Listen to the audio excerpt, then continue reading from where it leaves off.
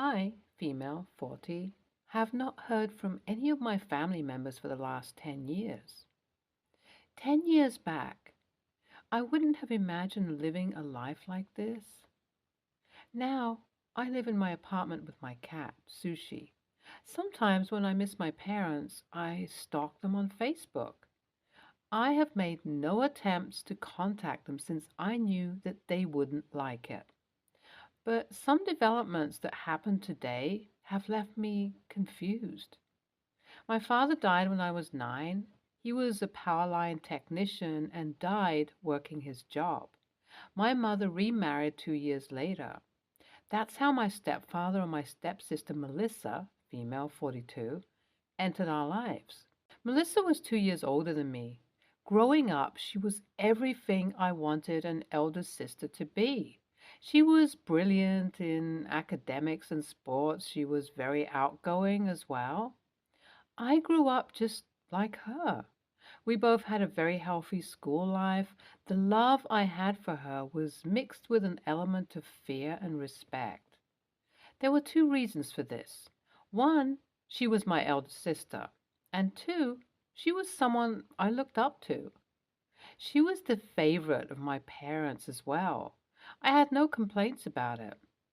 Once we reached college, we grew closer. I found the space to talk about personal troubles and confusions with her. It was around the same time she started taking drugs. She tried to get me into it as well. I had my reasons not to try it, so I never did.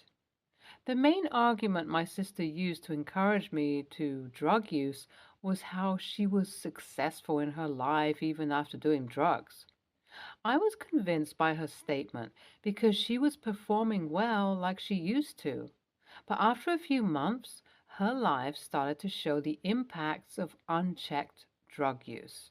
She started with weed, and by the end of it, she was on heroin. By the time we made some family intervention, she had started to fail college. She was in rehab for 6 months. When she returned home, she was a different person. She spoke very little and rarely ventured outside her room. This hurt me. But I was having the time of my life in college. I had good grades and solid chances of getting a job. After a month or two of staying in, my sister slowly started going out. She was finding a new balance in life. Instead of going back to college, she started working. A year later, I graduated college and got a job. I started saving money to move out. One day, I got a call from my stepfather while I was at work. He asked me to come straight home in the evening. I had nothing to panic about, so I didn't overthink it. Upon reaching home, he showed me a few sachets of white powder. From the looks of it, I knew that it was drugs. He told me that he found it in my room under a row of books. My sister going to rehab had traumatized my parents, so they had made it a habit to search our rooms once in a while. I had no idea how it came into my room. I denied his accusations at first, but while arguing with him, the possibility of this belonging to my sister crossed my mind. My parents wouldn't have tolerated the truth, so I took the fall for it. I convinced him that it was my first time and stored it in my room to use with my friends later. He was relieved when he learned I still haven't used it. To convince him, I even showed readiness to take a drug test. That did the trick. I didn't bring it up with my sister because I was too scared to confront her. I don't think our parents talked to her about it either because they thought a conversation about drugs would trigger past trauma. Anyways, I moved out soon into a different city. I was 25 then and met my ex-husband Mark while working there. That's when the first major tragedy hit my life. My mother and stepfather decided to cut all contact with me. They shared it through email.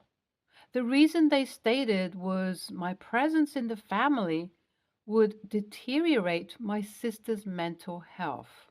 I called Melissa soon to learn that she had no idea what had happened. Melissa sided with me and talked shit about our parents. She told me that they have her locked up in their house for most of the day. She had no social life and missed going out. She was 27 by then. I felt that this was outrageous. I decided to help her financially by moving out. This brought us closer. There were nights when I cried myself to sleep. I tried to contact my mother multiple times. Even my attempts to visit them at our home failed because of their arrogance. So I stopped trying. I believed that I had my sister and boyfriend. That was enough for me. My sister moved out soon. Her life conditions improved a lot. I was ecstatic when I learned that she had started dating. She had a few flings during the early years of college, but this was her first relationship after so many years. I visited her a couple of times. She was the only family present during my wedding with Mark. Around the time of my marriage, she also moved to our city with her boyfriend. We started to meet and hang out more often. My parents still had a good relationship with her, so I got to know about the happenings in their life from her. I had to be content with that. I couldn't ask her to mediate a conversation between us because our parents didn't know that we were in contact even now. Melissa still used drugs, but her use was under control. Her apartment became our favorite hangout spot on the weekend. On most weekends, we partied at her place. It would mostly be the four of us, or at times a few of our closest friends would join. One week, I noticed that Mark was growing distant from me. We used to find time for each other to spend together. This brought my mental health down. Mark was the peacemaker in our relationship. I was worried about what had gotten into him. By the end of the week, Mark had packed his luggage and told me about his decision to move out. He gave me no reason and left. I called Melissa for some emotional support.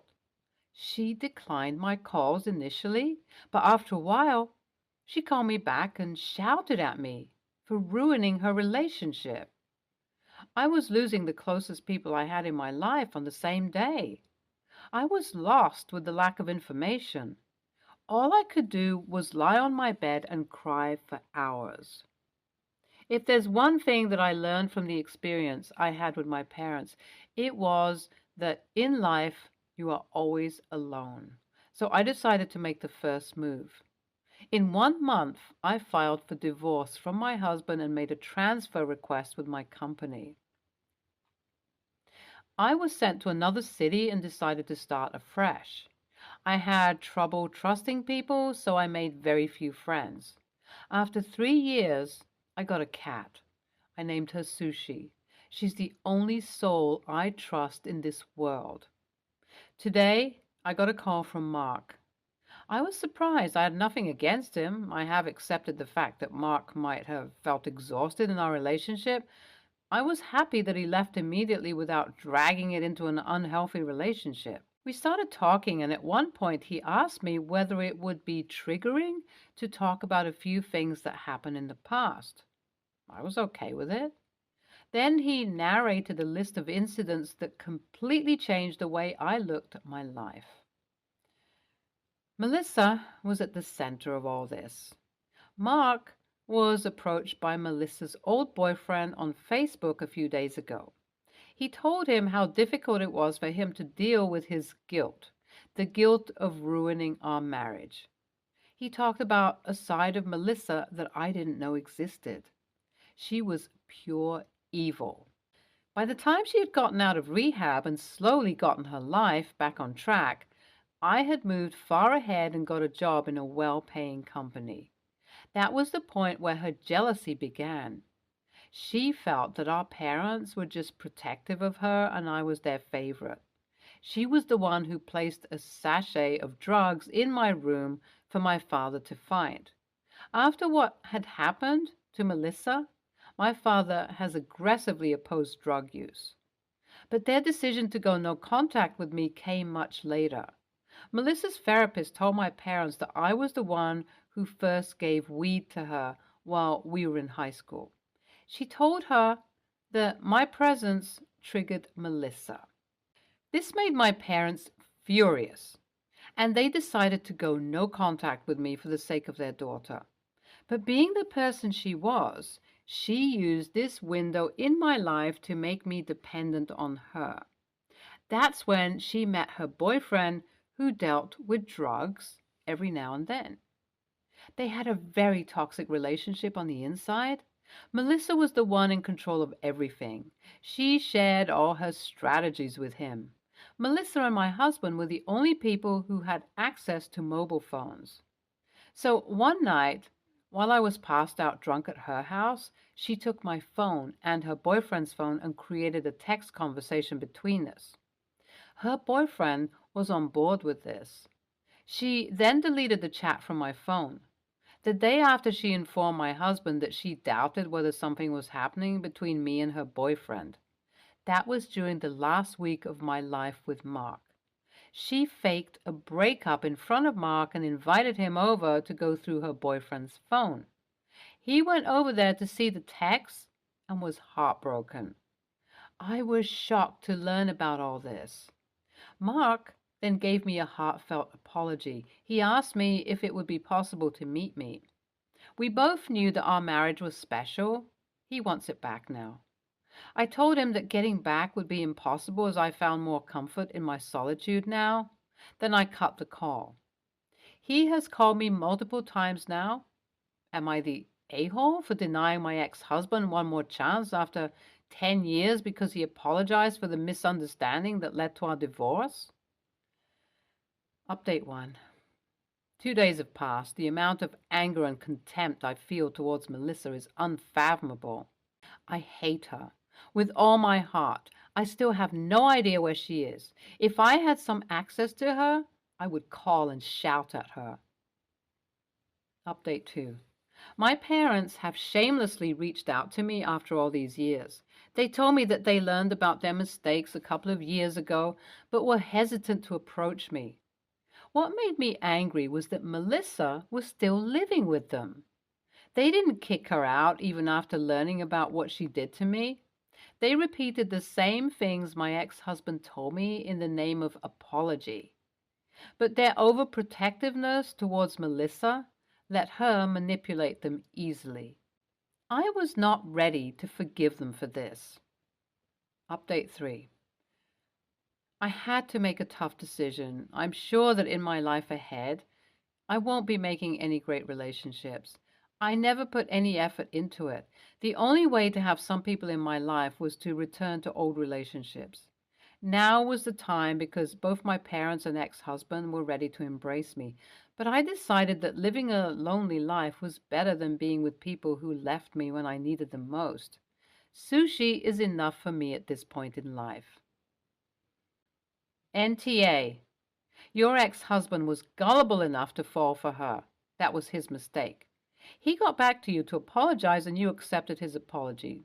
That should end there. You have no reasons to go back to him.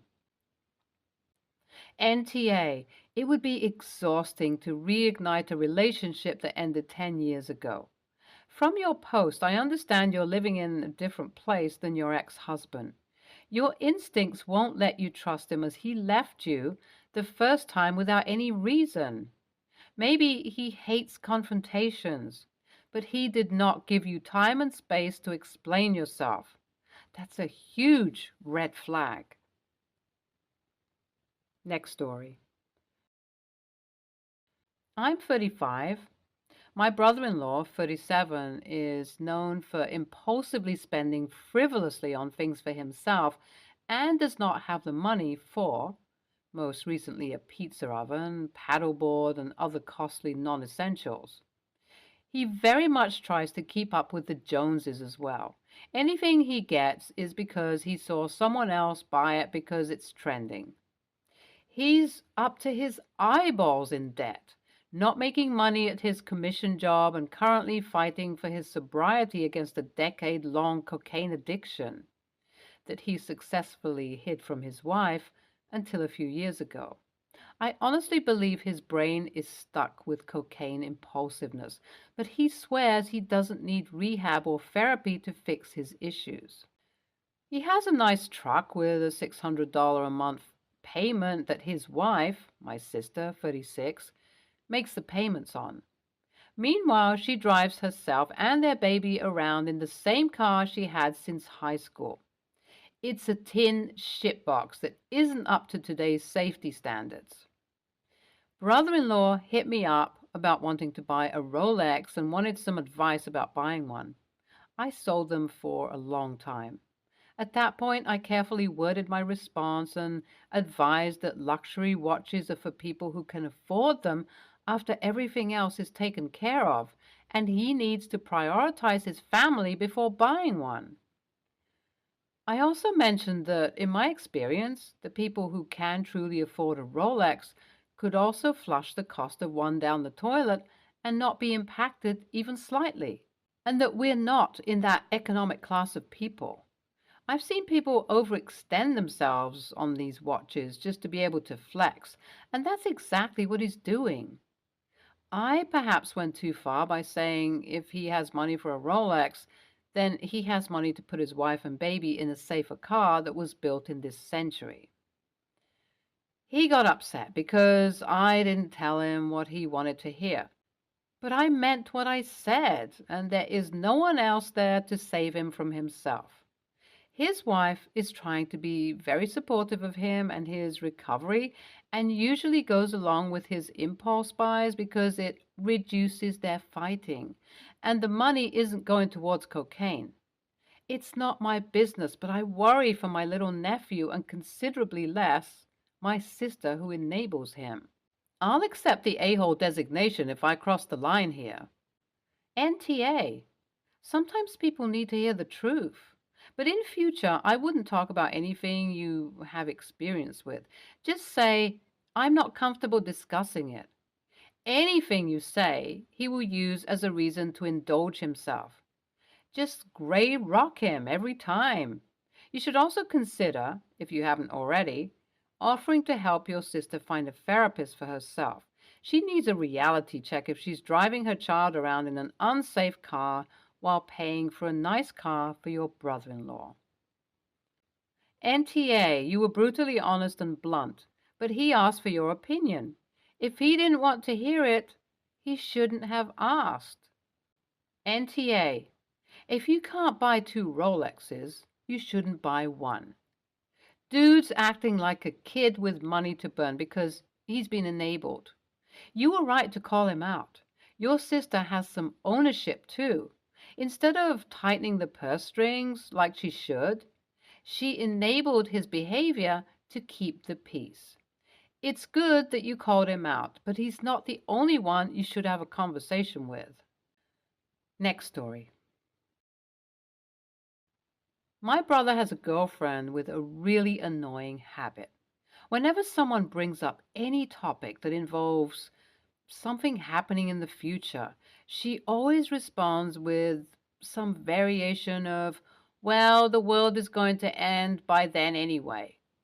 It's pretty aggravating because it adds nothing of value to the actual topic of conversation. Whether the topic is career goals, financial planning, vacation ideas, or anything else, she always interjects with her apocalyptic predictions. Right now, my union is negotiating for a raise for us, and I am excited about it.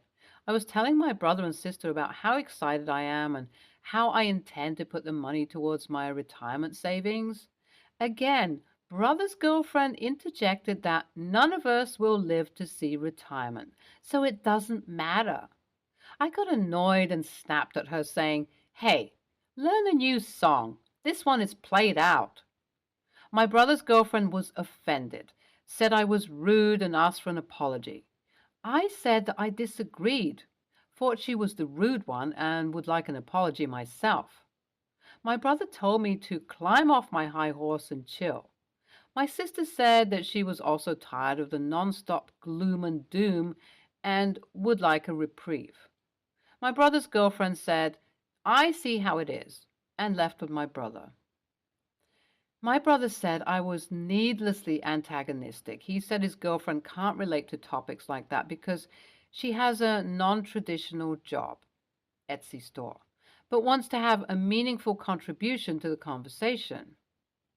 He said I was mean to her and should apologize. I really don't think I should and don't want to. But was I mean? I.e., the a hole? NTA. How are you needlessly antagonistic when she's the one being negative about something you were excited about? She doesn't need to be able to relate to you to contribute to the conversation. My friend is a stay at home mom. I can't relate to that, but I contribute by asking questions or just commenting that I could never do that and she's amazing. Both are uplifting because I know it's something she loves. She could have just said she was happy for you. No need to contribute negatively when someone is obviously excited. I wouldn't sweat it. She sounds like a drag. NTA. If she feels for some reason world is going to end down the road, that's her business. But constantly bringing it up is tedious and self-defeating. If she feels like she wants to contribute, she can talk about arts, movies, sports, etc., etc. She does not get to shove her apocalyptic predictions on the rest of you. By the way, tell your brother that when you were talking about saving for retirement and she brings up it doesn't matter that the world is going to end anyway, she's kind of shutting down the entire conversation because she's really saying, what's the point in having this conversation since it won't matter anyway? NTA, you and your sister. Your comments were not personal attacks and were clever retorts. Your poor brother seems a bit deluded. Girlfriend must be really attractive in some way. Girlfriend? Clueless? Classic Debbie Downer, maybe raised that way. A joy-sucking vampire. No apologies needed for anyone. She left the scene. A happy conclusion. Maybe she will stay away. Stay tuned for more stories from our girl relationships.